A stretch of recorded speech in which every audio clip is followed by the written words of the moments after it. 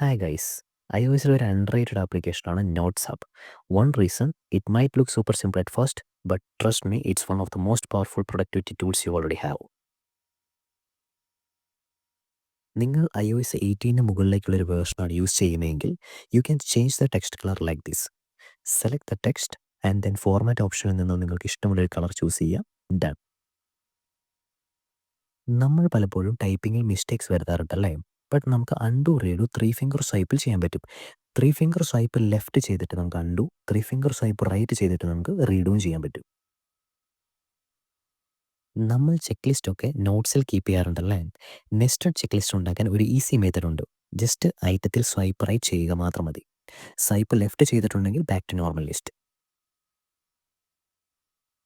Notes ആപ്പിൽ ഒരു perfect shape create ചെയ്യാൻ വേണ്ടി ജസ്റ്റ് ഷേപ്പ് ഡ്രോ ചെയ്തതിന് ശേഷം 2 സെക്കൻഡ് ഹോൾഡ് ചെയ്ത് പിടിച്ചാൽ മാത്രം മതി.